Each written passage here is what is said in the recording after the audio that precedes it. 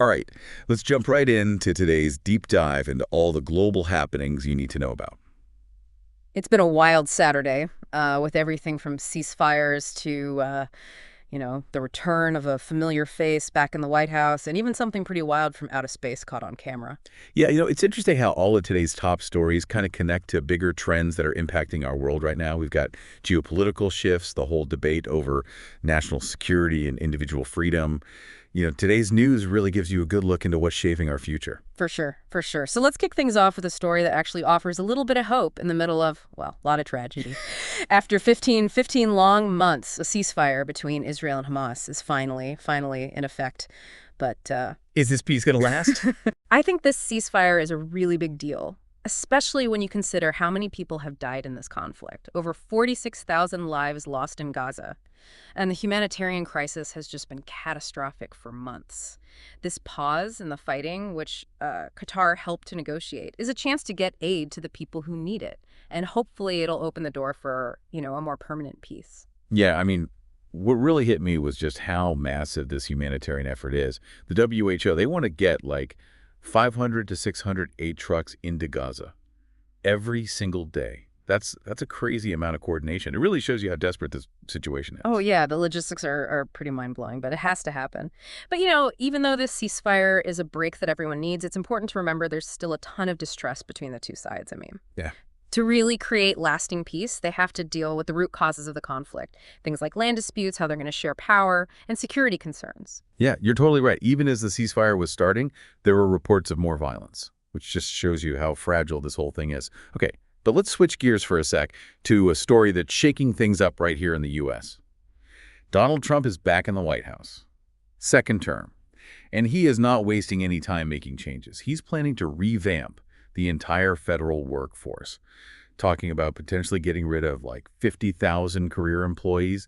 This is causing a lot of debate, to say the least. It definitely looks like Trump's going back to his America First playbook, just like his first term. But these changes are making people worry about how the government is going to work.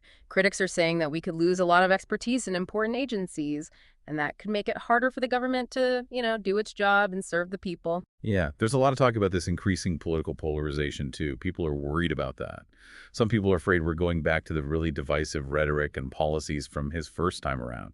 No. And then internationally, Germany is already getting ready for possible trade tariffs. Looks like Trump might be ready to start up those trade wars again. Yeah, Trump has always been pretty confrontational when it comes to global trade. And this move definitely shows he's not changing that approach. We'll have to wait and see how other countries react. But this is going to have a big impact on the global economy for sure. For sure. Speaking of, well, battles, let's move from trade wars to the digital world. The Supreme Court just made a huge decision about TikTok. They upheld the ban, which could mean the app gets completely removed from the U.S. This is a pretty major decision. The ban is all about those national security concerns, worries about TikTok's Chinese parent company, ByteDance. It could have huge consequences. We're talking almost 200 million American users who might lose access to the app. 200 billion. That's a huge chunk of the social media world. And it brings up some tough questions. What about the people who make a living creating content on TikTok? How will this change the way young people get their news and entertainment? And I think the biggest question is, what does this mean for the future of online platforms in general? How do we balance things like free speech and national security?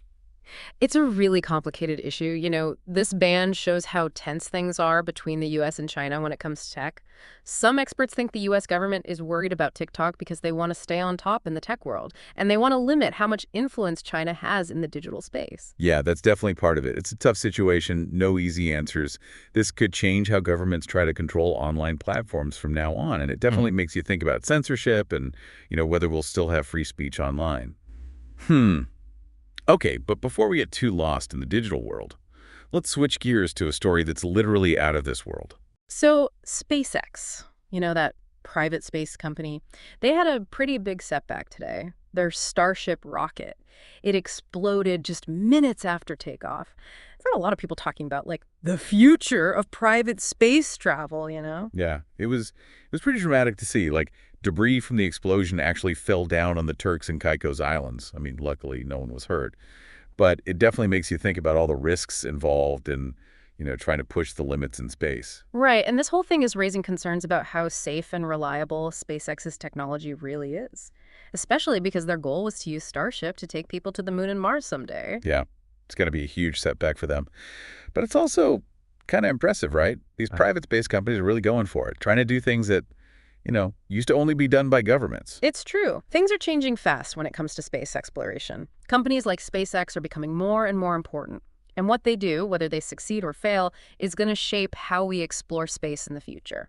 I think you're right. Well, let's bring it back down to earth for a minute and talk about U.S. politics. Yeah. Outgoing President Biden made a controversial move. He declared the Equal Rights Amendment, the ERA, is officially U.S. law, even though it hasn't actually been fully ratified yet constitutionally. It's stirred up a lot of debate. Oh, the ERA has been a long and complicated fight. It goes back decades. But for people who support the ERA, this is a huge victory for gender equality. They see it as a powerful statement, even if it's symbolic. It's acknowledging that equal rights for all citizens, regardless of sex, should be part of the Constitution. I get that. But critics are saying it's just a symbolic gesture, that it doesn't actually have any legal power. And they're worried it could set a dangerous precedent. Yeah. Like that president could just bypass the rules. So saying this could make people trust the government even less. It definitely shows you how divided America still is and how much work there still is to do for equal rights. Yeah. It'll be interesting to see how this all plays out in the courts and just, how the public reacts. So moving on, let's do a quick rundown of some other important news from around the world. All right. In India, Bollywood star Saif Ali Khan. He was attacked and stabbed at his home during a robbery attempt. He's recovering, which is good, and the police caught the suspect. But this has a lot of people worried about the safety of celebrities, even with all the security measures they have these days. It's true. It's a scary situation. It just shows you that fame and fortune don't protect you from everything. And speaking of high-profile people in trouble, in Pakistan, former Prime Minister Imran Khan, he was just sentenced to jail in a corruption case. A lot of people think this is politically motivated. Yeah, his supporters think this is a way to push him out of politics so that he can't influence the upcoming elections. This could make the political situation in Pakistan even more unstable and even lead to protests. It's definitely something to keep an eye on. Definitely. Okay, switching to the global stage. Russia and Iran announced they're strengthening their alliance. They signed what they call a comprehensive strategic partnership agreement.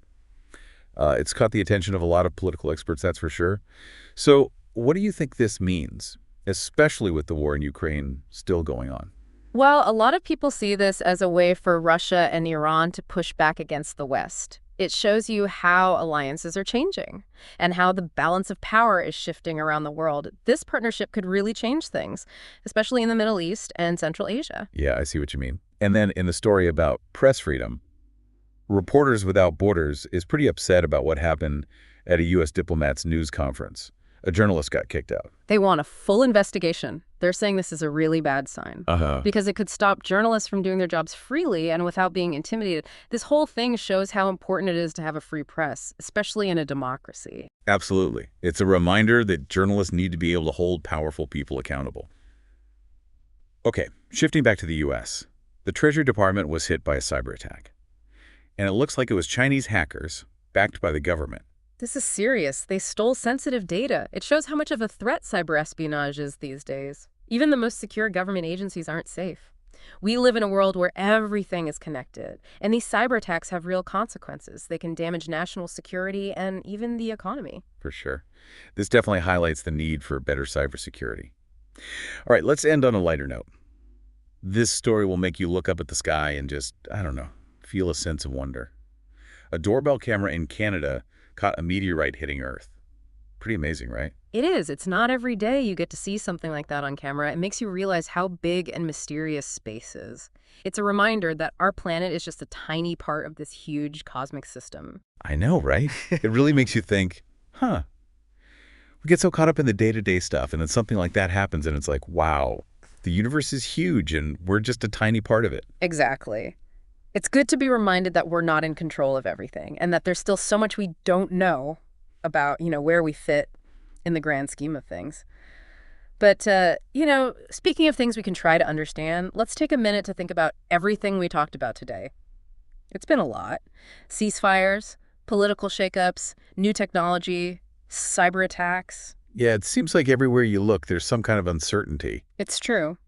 But there's some hopeful things, too, like that ceasefire in the Middle East. It's a chance for peace, at least for now. People there need a break from the violence. Yeah, it's a step forward. But finding a way to make peace last, well, that's going to be a long and difficult process. For sure. And here in the U.S., with Trump back in office, it's making a lot of people nervous. But it's also starting some important conversations about the government, how power works, and where we want to go as a country. It's a time of big changes, that's for sure, both here and around the world. But I think that makes it even more important to stay informed, to really pay attention and think critically about what's happening. I couldn't agree more. We can't just sit back and let the news wash over us. Right. We have to ask questions, look at things from different angles, and try to understand what's shaping the world around us. Absolutely. If we just accept everything we hear without thinking about it, especially these days with so much misinformation out there, well, that's how we get into trouble. Yeah, you're right. So as you go about your week, think about these stories. What stuck with you? What questions do you have? And how does all of this affect how you see the world? It's all about staying curious. Keep learning about these events, ask questions, and keep talking about these important issues. That's how we make sense of this crazy world. That's a great point. Well, that's all the time we have for today's deep dive.